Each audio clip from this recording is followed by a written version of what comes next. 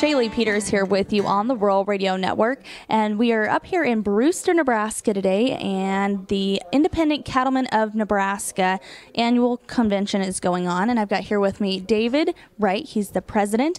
And David, why don't you just recap this last year with ICON? What are some of the things that you have been working on with this organization? Well, what we tend to do is we tend to work on stuff in the legislature. I mean, that's as close to home as you can get. Last year we had quite a battle over brand inspection. We'd like to have the entire state become a brand inspection state. There's quite a discrepancy in checkoff dollars that are collected outside the brand area as compared to those that are in the brand area. Another issue is real estate taxes. Real estate taxes is probably one of the largest burdens that we carry as cow-calf guys. Then there's always country of origin labeling and water issues, and just the ones that haven't changed since 1800. Absolutely. And I know property tax has been a very general theme across agriculture in Nebraska. Seems like everybody's kind of feeling the burden of that, especially as we head towards 2015. What are some of the things that you'll really be pushing for, not just with property tax, but with some of these issues that you had mentioned? What kind of work are you going to do surrounding these moving into 2015? Well, we'll just touch on the real estate tax for a minute. They're talking about reducing the valuation, the taxable valuation, to 65%. Well, that sounds like a good idea, except when you get out here, most of everything that runs the school is, real estate tax. Well, it's all real estate taxes that run the school, but it's out here in the rural. It's mostly us rural ranchers and cowboys that pay for it. The issues that come is the mandates that are passed down from the legislature on how to run your school. It's not really a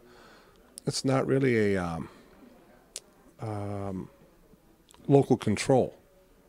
What governor likes to say, it's all local control. When you get to looking at, there's really not much local control. So, and it sounds like a good idea to reduce it to 65%, but it really, when you start putting it on paper, it really isn't. There has to be, we need a completely different structural change. And this is a new session, right? So it's a biennium, right? So whatever bills you try to get passed this time around, ones that don't get heard might get set aside, and you get another chance the second year. So this is starting with a clean slate this year. Really like to revisit brand inspection. Really like to revisit that one. The water issues is always, the Natural Resource Committee is always, it seems like we're told that we can't pump the water because we got to make sure it gets to Omaha and Lincoln. And I had told the governor I can fix that problem. We can move the capital out to Chadron, and I'll bet we won't have a water problem then, So, brand inspection. The state can't do much about country of origin labeling, so it'll be brand inspection, taxes, and then whatever else comes up during the legislature. We don't go to the legislature all the time.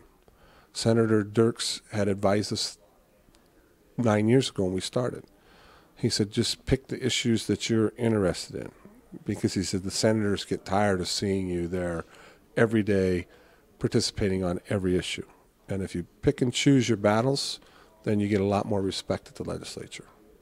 So whatever other issues come up, the bills aren't done until the first 10 days of the session.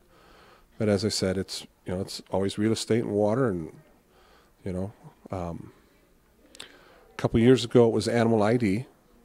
The state was trying to push through animal ID, and along with Senator Dirks, we had got a bill passed to make sure that is always voluntary in the state of Nebraska.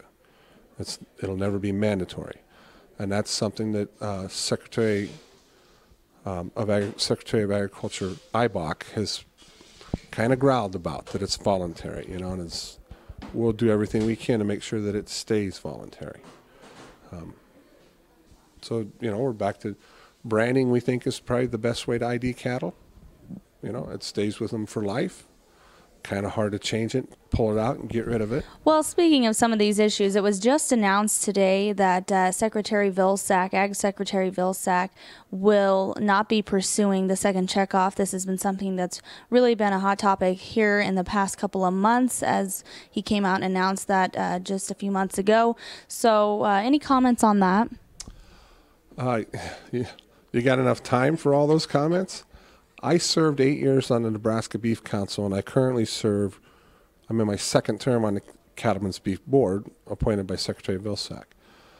And the checkoff does need some serious structural changes to it. NCBA gets 90+% of the contracts. Something's got to change, but a second checkoff is not the answer. I have not run across an organization that is in favor of a second checkoff.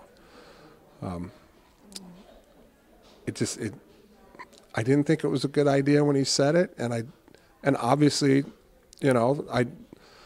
obviously no one is really supporting it, and they put a rider on the appropriation, to say that they weren't going to give him the money to do such a thing. So maybe he's getting a hint. So maybe he should really knuckle down on taking care of the structure of it.